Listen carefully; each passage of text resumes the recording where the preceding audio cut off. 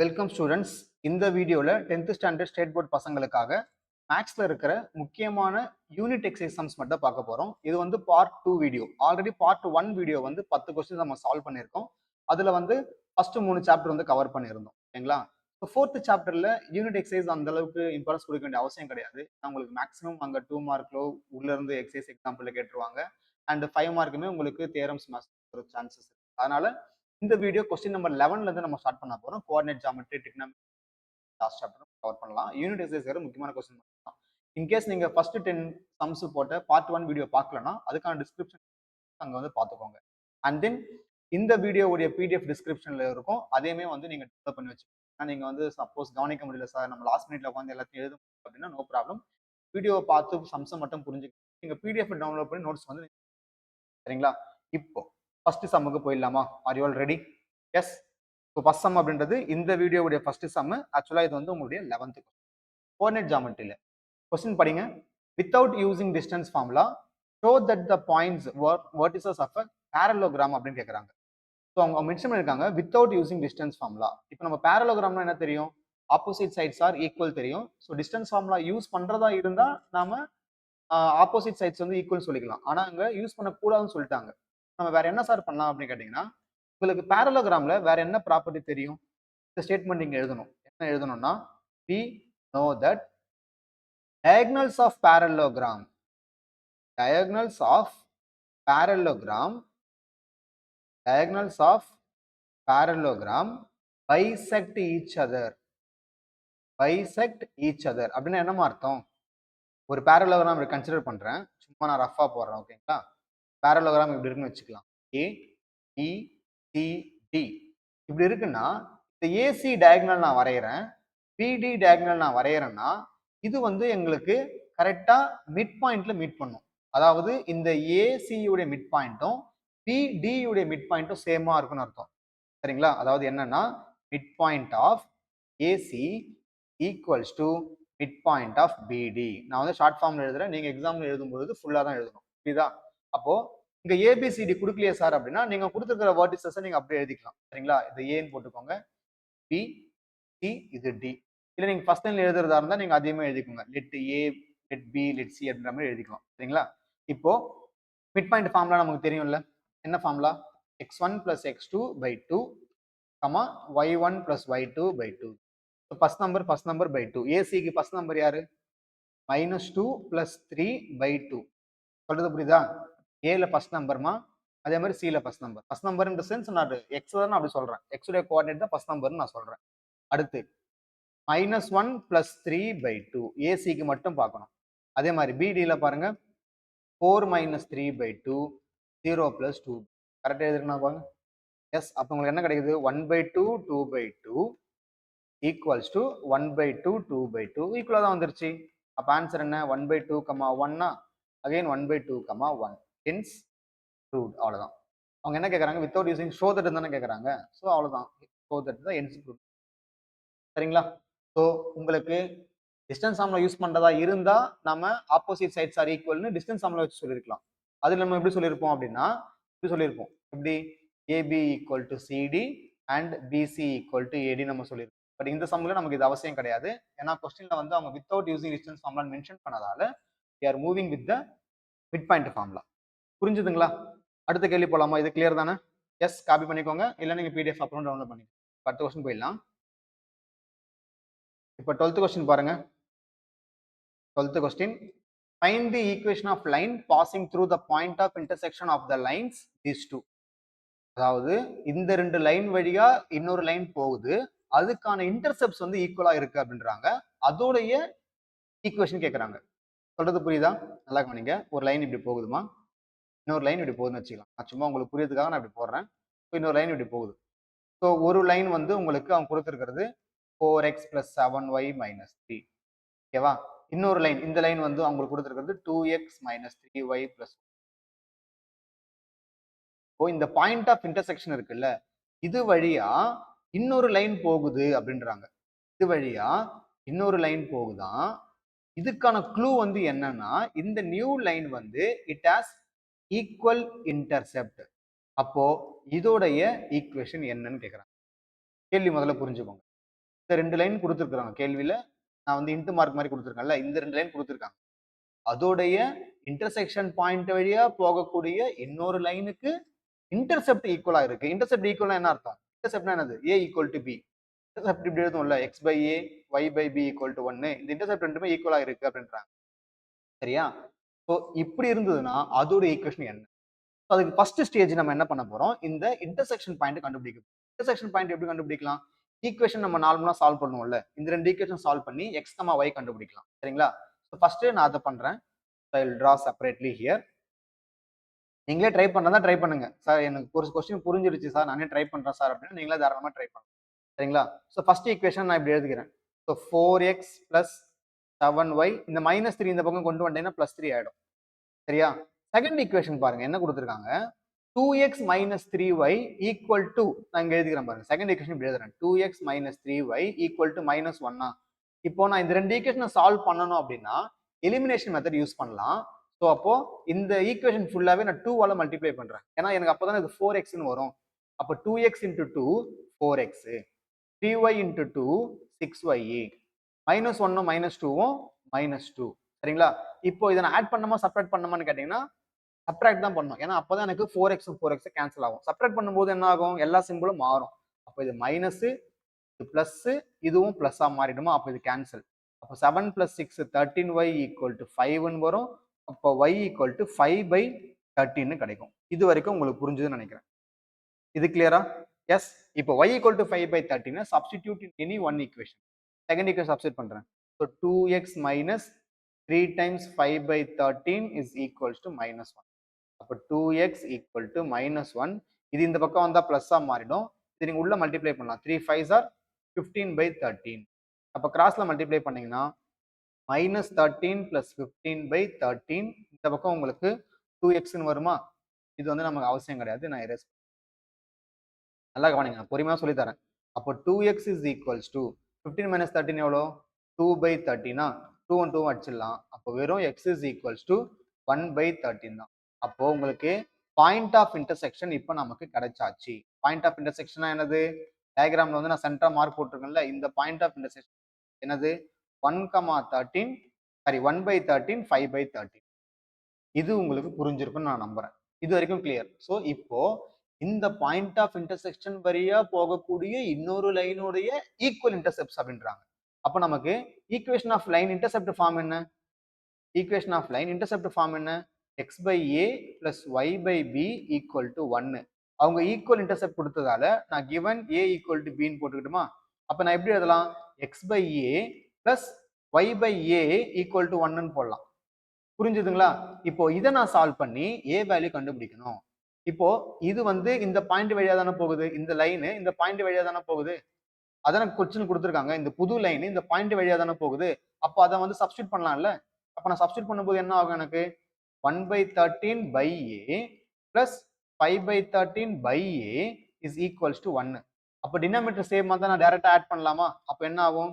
1/13 plus 5/13 by a equal to 1, which means what? 6/13 by a equal to 1. a இப்படிக்கா வந்ததுன்னா a equal to 6/13. சம முடிய போகுது. 6/13 அப்படியே இங்க சப்ஸ்டிட் பண்ணி விட்டுருங்க. சப்ஸ்டிட் பண்ணி விட்டீங்கன்னா சமம். ஈக்குவேஷன் ஆஃப் லைன் ஃபார்ம்ல சப்ஸ்டிட் பண்ணி விட்டுருங்க. ஈக்குவேஷன் ஆஃப் லைன் ஃபார்ம் என்ன? x by intercept form x by a y by b equal to 1ல இங்க சப்ஸ்டிட் பண்ணி விட்டுருங்க. a வேல்யூ அவ்வளவுதான். x by 6/13. அதே மாதிரி y by 6/13 equal to 1. 13 மேல போயிடுச்சுன்னா உங்களுக்கு என்ன வரும்?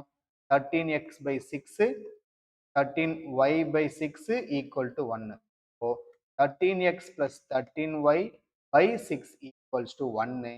6 அப்படிக்கா மல்டிப்ளை பண்ணி இப்படிக்கா தூக்கின்னு வந்தீங்கன்னா உங்களுக்கு என்ன ஆகும்? 6 இப்படிக்கா மல்டிப்ளை பண்ணுங்க, மறுபடியும் இப்படிக்கா தூக்கின்னு வாங்க. சம்மம். the sum on answer 13x plus 13y minus 6 is equals to 2. So கேள்வி உங்களுக்கு புரியணும். நான் திரும்பவும் சொல்றேன். கோஆர்டினேட் ஜியோமெட்ரியை பொறுத்த வரைக்கும் எக்ஸசைஸ் 5.4ல 7ல இருந்து 12th கொஸ்டின் எல்லாமே முக்கியமான கொஸ்டின் தான். இன்கேஸ் நிறைய பேர் அதையே வந்து நம்பிட்டு இருப்பாங்க, யூனிட் பார்த்துக்க மாட்டாங்க, உங்களை சர்ப்ரைஸ் பண்ணணும் அப்படின்னு சொல்லிட்டு எக்ஸாம் டீம் வந்து கொஸ்டினை கொஞ்சம் டஃபா கேட்கணும்னு நினைச்சாங்கன்னா உங்களுக்கு இந்த மாதிரி யூனிட் எக்ஸசைஸ் கேட்டு வச்சுக்கோங்க. So make sure you need to solve these question. புரிஞ்சுதுங்களா? எக்ஸசைஸ் 5.4ல 7th கொஸ்டின் 12th கொஸ்டின் உங்களுக்கு புரிஞ்சிருக்கும்னா இந்த கொஸ்டின் உங்களுக்கு உங்களால போட முடியும். அவ்வளவுதான்ப்பா. அடுத்த கொஸ்டின் போலாமா? கொஞ்சம் லென்த்தான கொஸ்டின் தான், பட் கொஞ்சம் ப்ராக்டிஸ் பண்ணி வச்சு. அடுத்த கேள்வி போயிடலாம். அடுத்த கொஸ்டின் பார்க்கலாமா? Yes. Next question. Next question பாருங்க. Wow, trigonometry question. இது ஆல்ரெடி உள்ள நம்ம 6.3ல ஒரு கொஸ்டின் கொடுத்துருப்பாங்க. அதோடைய உல்டா கொஸ்டின் தான் அது. அங்க வந்து உங்களுக்கு லைட் ஹவுஸ் உடைய ஹைட் கொடுத்துட்டு டிஸ்டன்ஸ் கேட்பாங்க. இந்த டிஸ்டன்ஸ் கொடுத்துட்டு ஹைட் கேட்கறாங்க. அதோட உல்டா. சரிங்களா? So 2 ships are sailing. சரிங்களா? ஸோ நான் பொறுமையா சொல்லி தரேன், கொஞ்சம் கவனிங்க. சிம்பிளான கொஸ்டின் தான், கஷ்டம் கிடையாது. நான் திரும்ப. ஸோ இங்க ஒரு கப்பல் இருக்கு, இங்க ஒரு கப்பல் இருக்கு. 2 ships are sailing on either side of the light house. அப்படின்னா என்ன அர்த்தம்? எய்தர் சைடுனா என்ன அர்த்தம்? லைட் ஹவுஸ் நடுவுல இருக்கு, லைட் ஹவுஸ் ரெண்டு பக்கமும் கப்பல் போகுதுன்னு அர்த்தம். சரிங்களா? அப்போ நான் வந்து இதை இப்படி வரையலாம். அப்போ டயக்ராம்ஸ் எப்படி போடுவீங்க? இப்படி வந்துருமா? புரிஞ்சுது. நெக்ஸ்ட் ஆங்கிள் ஆஃப் டிப்ரெஷன் கொடுத்துருக்காங்க. அப்ப ஆங்கிள் ஆஃப் டிப்ரெஷன் கொடுத்தாலே ஆங்கிள் நாம மேல தான் வரைய போறோம், கீழே வரைய போறோம். ஆங்கிள் இப்ப எங்க மென்ஷன் பண்ணணும்? ஒரு ஆங்கிள் இங்க 60 டிகிரியும் இன்னொரு ஆங்கிள் இங்க 45 டிகிரி. இப்ப கேள்வி என்னன்னா, இந்த distance between the light house, சரிங்களா? இந்த distance between the light house வந்து கொடுத்துருக்காங்க. இதுதான் டிஸ்டன்ஸ். சரிங்களா? டி எடுத்துக்கலாம், இல்லை எக்ஸ்னு எடுத்துக்கோங்க. 200 of this one meters. Find ஹைட்னு கேட்குறாங்க. அப்ப நான் என்ன பண்றேன்? Let height of light house B, let height of light house B வழக்கம் போல h. ஓகேங்களா? given இது ஏபின்னு எடுத்துக்கலாமா? கப்பலை வந்து ஏபின்னு எடுத்துக்கோங்க. லைட் ஹவுஸ் வந்து சிடின்னு போட்டுக்கலாம். சி இது டின்னு போட்டுக்கோங்க. So given AB is equals to 200 times √3 + 1/√3. நான் சிம்பிளா சொல்லி கொஞ்சம் கவனிங்க. ரொம்ப சிம்பிள் தான். இப்போ இது 60 டிகிரினா இங்க இது 60 டிகிரி வந்துருமா? அதுவே இது 45 டிகிரினா இது 45 டிகிரி. இது நமக்கு தெரியும். ஆங்கிள் ஆஃப் டிப்ரெஷன் மேல் பக்கம் இருந்ததுன்னா அது அப்படியே உல்டாவா நீங்க கீழே கொண்டு வந்தா அப்படின்னு உங்களுக்கு தெரியும், நான் நம்புறேன். இப்போ நெக்ஸ்ட் நம்ம என்ன பண்ண போறோம்னா, 2 ட்ரையாங்கிள் தனித்தனியா போட போறோம். ஓகேங்களா? நல்லா கவனிங்க. இன் ட்ரையாங்கிள் ஏசிடில, அதாவது லெஃப்ட் சைட்ல இருக்கிற இந்த ட்ரையாங்கிள்ல எதை கம்பேர் பண்ண போறோம்? நாம ஏசியும் ஹைட்டும் கம்பேர் பண்ண போறோம். ஸோ ஆப்வியஸ்லி ஆப்போசிட்டும் அட்ஜஸ்டன்ட்டுமா, அப்ப டேன் தான். ஸோ இந்த மாதிரி சம்லாம் வந்து நமக்கு டேன் தான் தெரியும். அப்படிதானே? ஒரே ஒரு அந்த ஆத்தாடி சம் இருக்குல்ல, ஹைட் சம், அதுக்கு மட்டும் தான் சைன் யூஸ் பண்ணிருப்போம். ஆல்மோஸ்ட் மற்ற எல்லா சம்மும் நம்ம டேன் தானே யூஸ் பண்ணிருப்போம். ஸோ அதை நீங்க ஞாபகம் வச்சுக்கோங்க. So tan 60 degree is equals to h/ac போடலாமா? நல்லா கவனிங்க. டேன் 60க்கு ஆப்போசிட்ல யார் இருக்கா? h. கீழே அட்ஜஸ்டன்ட்ல யார் இருக்கா? ஏசி. ஏசி நீங்க அப்படியே வச்சுக்கலாம். ஓகேங்களா? வேற எந்த வேரியபிளும் யூஸ் பண்ண தேவையில்ல. ஏசின்னு ஏசி அப்படியே. அப்ப tan 60 வேல்யூ என்னமா? √3. அப்ப எப்படி எழுதுவீங்க? ஏசி ஈக்குவல் டு, இல்ல h is equals to AC √3 போடலாம். நமக்கு இப்போதைக்கு ஏசி தான் வேணும்ன்றதால நீங்க √3 இந்த பக்கம் கொண்டு வந்துருங்க. அப்போ ஏசி ஈக்குவல் டு h/√3 இதை தனியா வச்சுக்கலாம். ஓகேங்களா? ஸோ லெஃப்ட் ட்ரையாங்கிள் பண்ண மாதிரியே ரைட் ட்ரையாங்கிள் பண்ணுங்க. ரைட் ட்ரையாங்கிள் என்ன பண்ணுவீங்க? இன் ட்ரையாங்கிள் பிசிடில இந்த பக்கம் இருக்க ட்ரையாங்கிள் நீங்க என்ன பண்ணலாம்? tan 45 degree equal to h/bc. tan 45 value என்ன? 1. நீங்க எப்படி எழுதலாம்? bc ஈக்குவல் டு hன்னு. சரியா? இப்போ டோட்டல் டிஸ்டன்ஸ் கொடுத்துருக்காங்க. given டோட்டல் டிஸ்டன்ஸ் என்னமா? ab. இந்த ab நான் எப்படி எழுதுறேன்? ac பிளஸ் பிசின்னு எழுதலாமா? ac பிளஸ் பிசின்னு எழுதலாம். ரெண்டுத்தையும் ஆட் பண்ண போறேன். ac நமக்கு எவ்வளவு தெரியும் சார்? h/√3 sir. bc நமக்கு என்ன தெரியும்? h sir. இப்போ h காமனா எடுக்கலாம், இல்ல கிராஸ் மல்டிப்ளை கூட பண்ணலாம். அப்போ என்ன கிடைக்கும் உங்களுக்கு? h பிளஸ் √3h/√3 நமக்கு தெரியுமா? சம்மு முடிஞ்சு போச்சு. இங்கேயே சம்மு இங்கே முடிஞ்சு போச்சு. ஆன்சர் தெரியுதா பாருங்க யாருக்காவது கண்ணுக்கு? அப்போ நம்ம இதுல இருந்து h வெளில எடுத்தா மீதி என்ன இருக்கும்? √3 + 1/√3 இருக்கும். ஈக்குவல்ஸ் டு அவங்க கொடுத்துருக்குது என்னது? 200 ஆஃப் √3 + 1/√3யா? இந்த பக்கம் ரெண்டும் சேம் தானே, ரெண்டும் அவுட்டு. அப்ப h உடைய வேல்யூ வெறும் 200 மீட்டர் தான். சம்மு முடிஞ்சிச்சு. இந்த சம்மு வந்து ஞாபகம் வச்சுக்கோங்க. இருக்கிற இந்த 200 தான் ஆன்சர். எப்படியாவது அந்த பக்கத்துல பிராக்கெட்ல இருக்கிற டேர்ம் நீங்களே அட்ஜஸ்ட் பண்ணி கொண்டு வந்துட்டீங்கன்னா சம்மு அசால்ட்டா முடிச்சிடலாம்.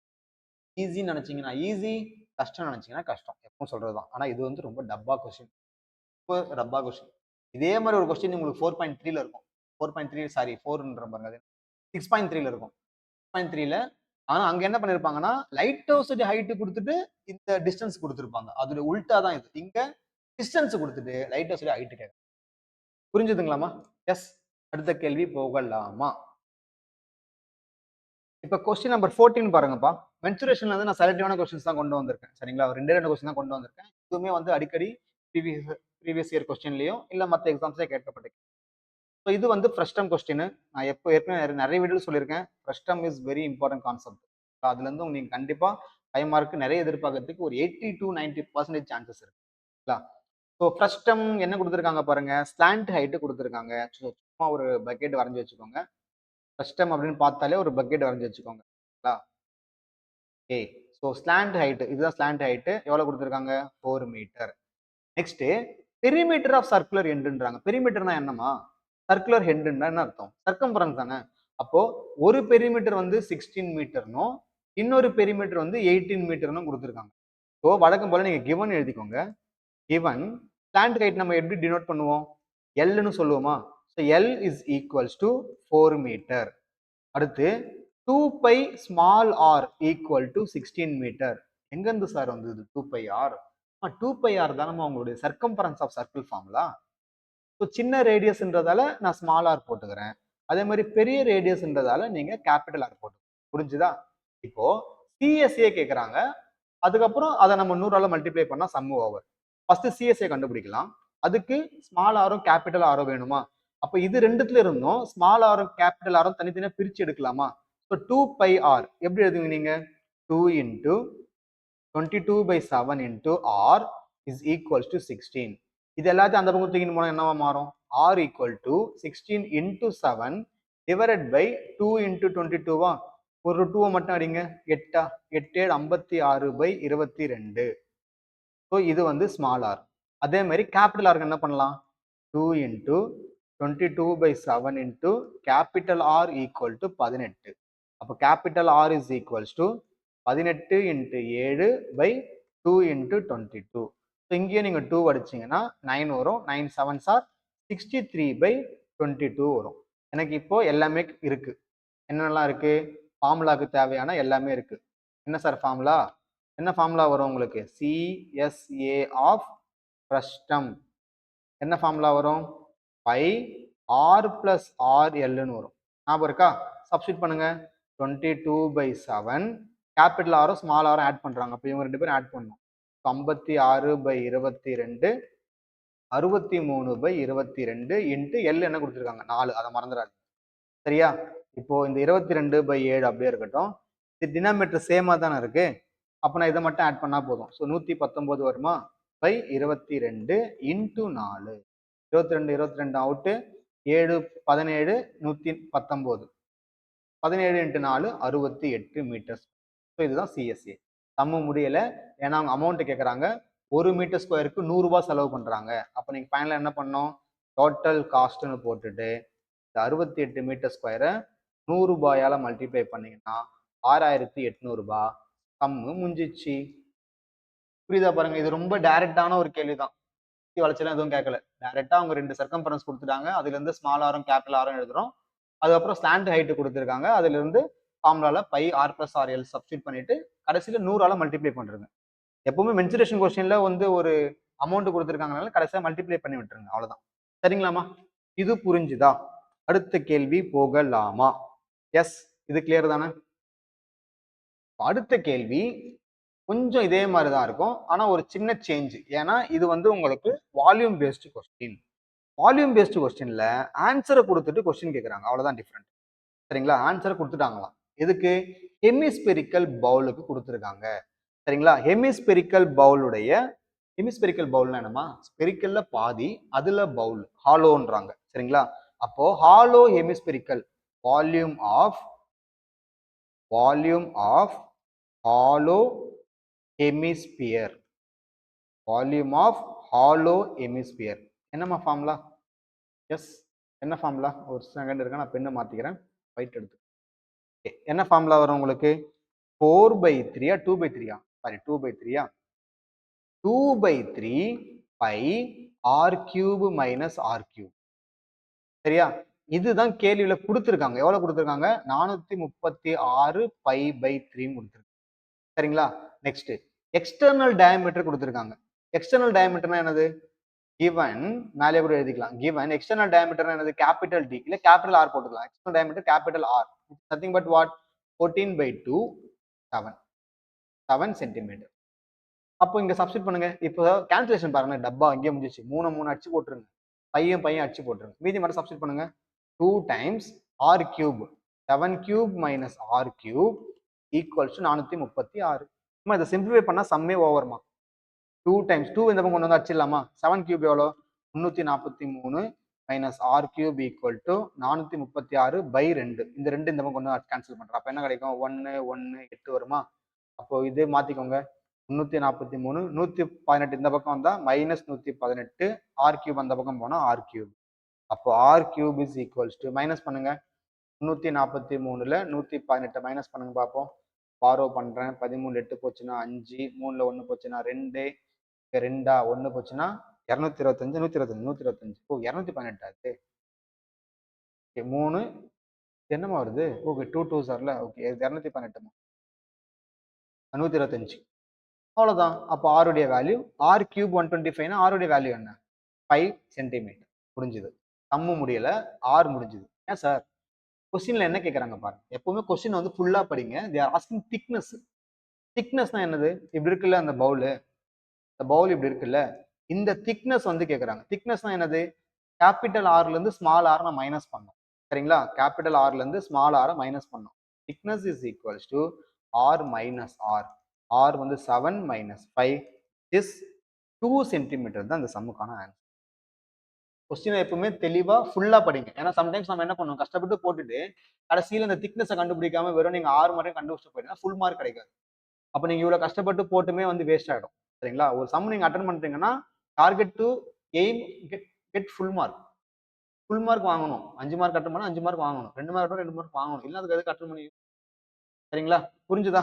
அடுத்த சம் போயிடலாமா? இப்போ இந்த கேள்வி பாருங்கப்பா. Question number 16. இதுவும் மென்சுரேஷன் கேள்வி தான். ஓகேங்களா? ஸோ வால்யூம் ஆஃப் கோனும் அதோட பேஸும் கொடுத்துட்டாங்க. அதை யூஸ் பண்ணி ஸ்லாண்ட் ஹைட் கேட்குறாங்க. சரிங்களா? இப்போ நமக்கு ஸ்லாண்ட் ஹைட்னா என்ன தெரியும்? எல். எல் உடைய ஃபார்முலா என்ன? R square plus h square root. I'm talking about cone. கோனுக்கு தானே ஃபார்முலா.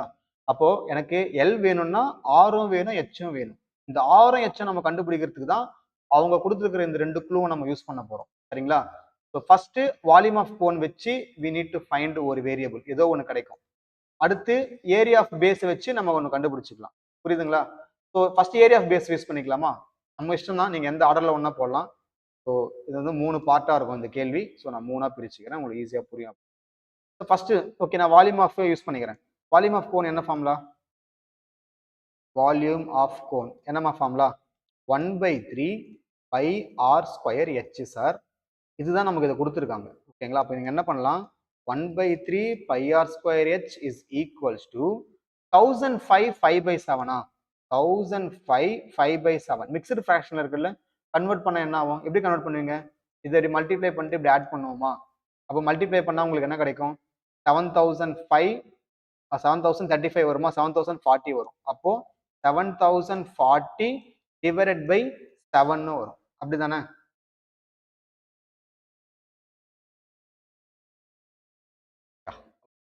ஸோ இதை கிராஸ் மல்டிப்ளை பண்ணி 7040 நான் கொண்டு வந்திருக்கேன். I hope you understood that. அது இருக்கு நான் எப்படி கொண்டு வந்திருக்கேன் உங்களுக்கு தெரியுதுன்னு நினைக்கிறேன். ஓகேங்களா? ஸோ அப்போ இதை வந்து நான் எரேஸ் பண்ணிட்டுமா? இது எரேஸ் பண்ணிடுறேன். இப்போ சால்வ் பண்ணுங்க.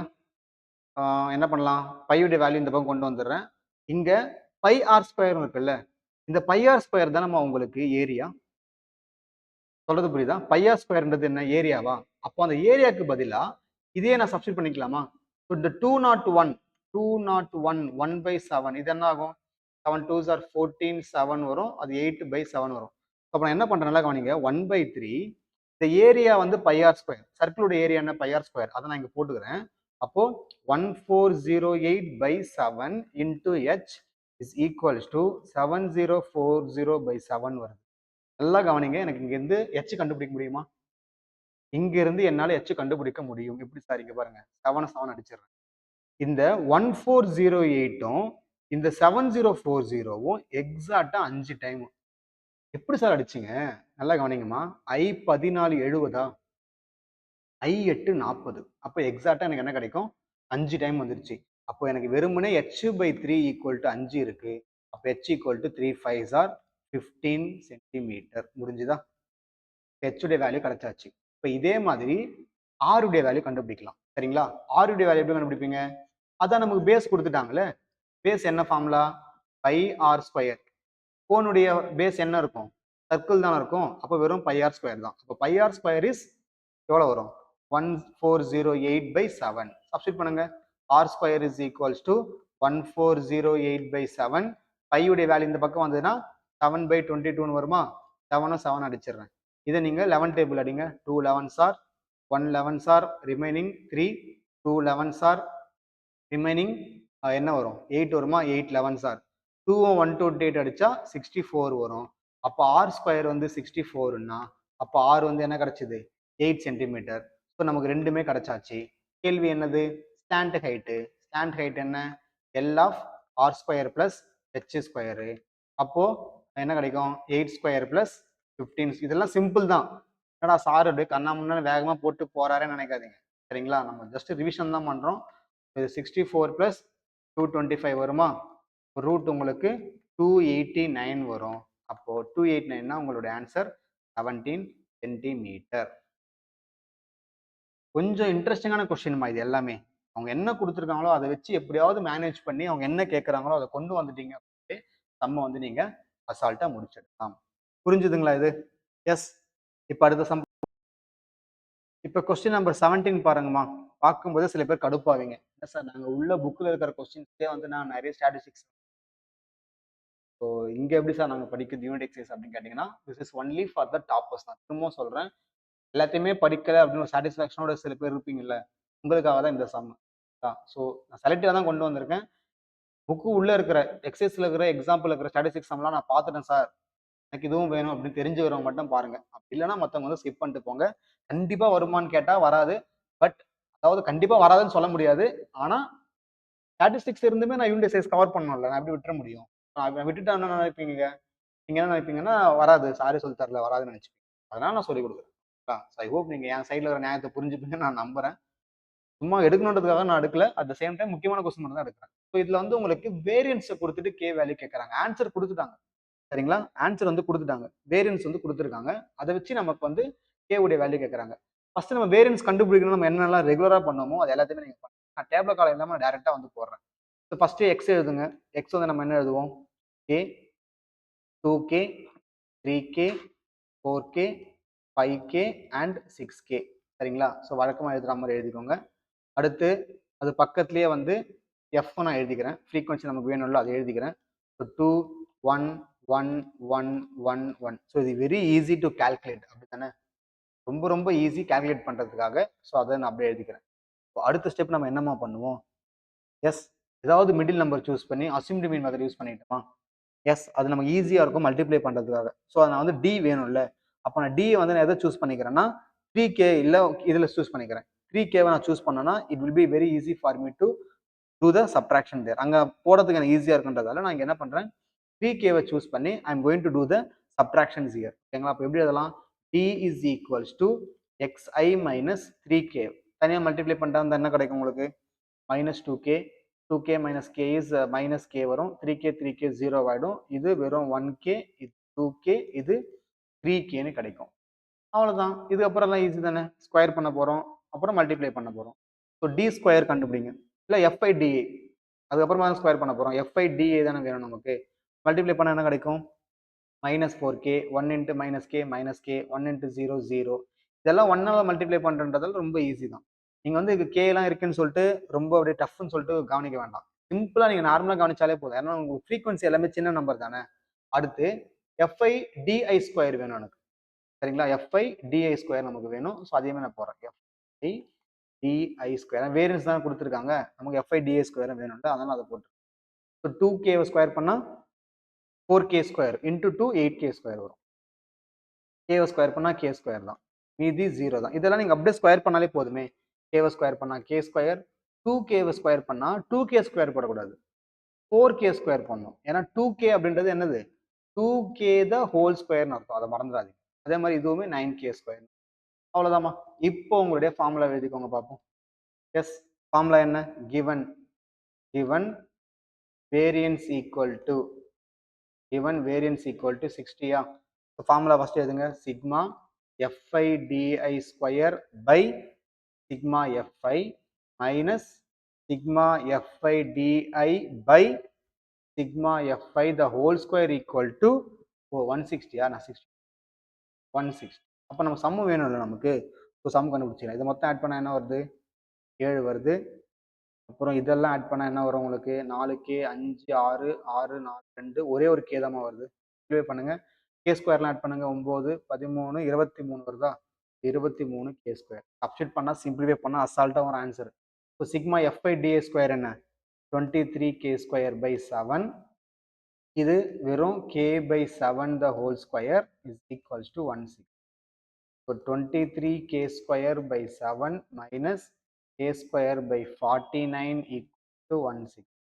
ஸோ 7 எல்சிஎம் எடுக்கிறேன், அப்போ 7ஆல் மல்டிப்ளை பண்ணால் எனக்கு என்ன கிடைக்கும், 7 2 14 21 161 K square by K square by 49 equal to 160. இப்போ 161 K square minus K square என்ன கிடைக்கும், 160 K square by K 49 equals to 160. 160 160 out, அப்போ K ஸ்கொயர் ஈக்குவல் டு 49 வரும். அப்போ K உடைய வேல்யூ 7. சிம்பிள் தாம்மா, ப்ளஸ் ஆர் மைனஸ் 7 வரும், பட் இங்கே √7 வெறும் 7 தான் இருக்கும். கஷ்டம் நினைக்காதீங்க, நான் திரும்ப சொல்றேன், கஷ்டம் கிடையாது. இது வந்து கொஞ்சம் சிம்பிளான ஒரு கேள்வி தான். ஒரு டைம் போட்டு பாருங்க, சரிங்களா, ஒரு டைம் போட்டு பாருங்க. அடுத்த சம் போயிடலாமா? எஸ், நெக்ஸ்ட் கொஸ்டின் பாருங்க. இன்னும் 2 கொஸ்டின் தான் முடிச்சிடலாமா, இதுக்கப்புறம் ப்ராபபிலிட்டி தான். இன்னும் 2 3 கொஸ்டின் தான் இருக்கு, முடிச்சிடலாம். கொஸ்டின் படிங்க பார்ப்போம். என்ன கொடுத்துருக்காங்க, ரேஞ்சு கொடுத்துருக்காங்க, அதுக்கப்புறமா கோஎஃபிஷியன்ட் ஆஃப் ரேஞ்சு கொடுத்துருக்காங்க. அதை யூஸ் பண்ணி நமக்கு லார்ஜஸ்ட் அண்ட் ஸ்மாலஸ்ட் வேல்யூ கேட்குறாங்க. சூப்பர். ஸோ இப்போ ஃபர்ஸ்ட் கிவன் எழுதிக்கோங்க, ஓகேங்களா. First we need write the given. சரியா, நீங்களே ட்ரை பண்ண முடியும்னா ட்ரை பண்ணுங்க, தயவு செஞ்சு நீங்க ட்ரை பண்ணுங்க. ஸோ கிவன் ரேஞ்ச், ரேஞ்ச்னா நமக்கு என்ன தெரியும், largest value minus smallest value is 20 தெரியும், சரிங்களா. கோஎஃபிஷியன்ட் ஆஃப் ரேஞ்ச் நமக்கு என்னன்னு தெரியும், L minus S by L plus S is equals to 0.2. சரிங்களா. இப்போ இந்த L minus S இங்க சப்ஸ்டிட் பண்றேன், அப்போ என்ன கிடைக்கும், 20 by L plus S is equals to 0.2. இதை கிராஸ்ல மல்டிப்ளை பண்ணீங்கன்னா 20 by 0.2 equal to L plus S. என்ன பண்ண தெரியுதா, ஜஸ்ட் கிராஸ் மல்டிப்ளை தான் பண்றேன். அப்போ 20 by 0.2 என்ன கிடைக்கும் உங்களுக்கு, எஸ்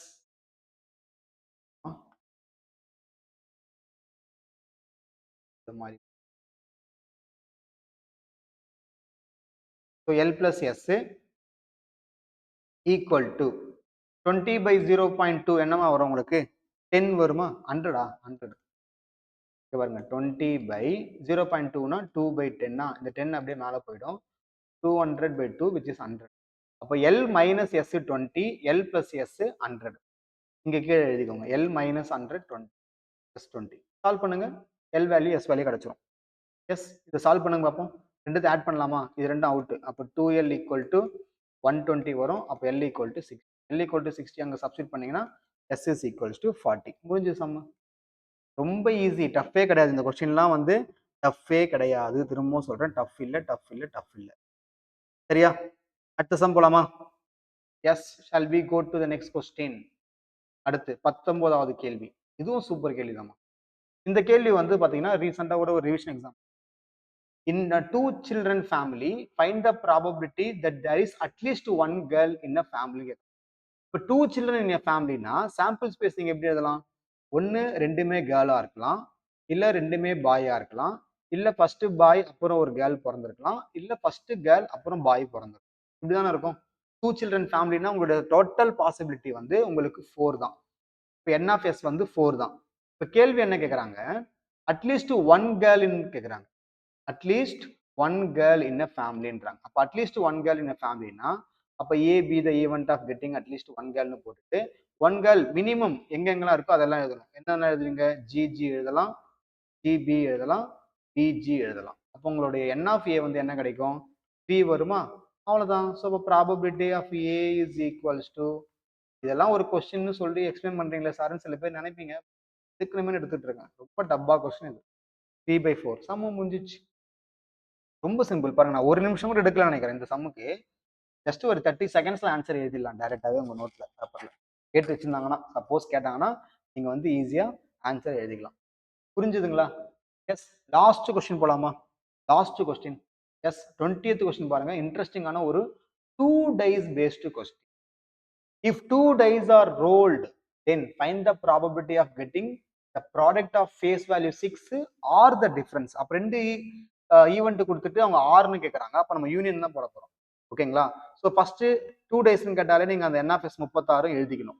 அது எப்பவுமே பேப்பர்ல நீங்க எழுதிருக்கணும். பட் இங்க நான் டைரக்டா போயிடுறேன். ஏன்னா அது எழுதுனா வேஸ்ட் ஆகும், டைம் வேஸ்ட் ஆகும். ஓகேங்களா? அப்ப என்எஃப்எஸ் வந்து 36 வரும். இப்போ first let A be event of getting product of face value 6. நான் ப்ராடக்ட் மட்டும் போறேன். ப்ராடக்ட் 6.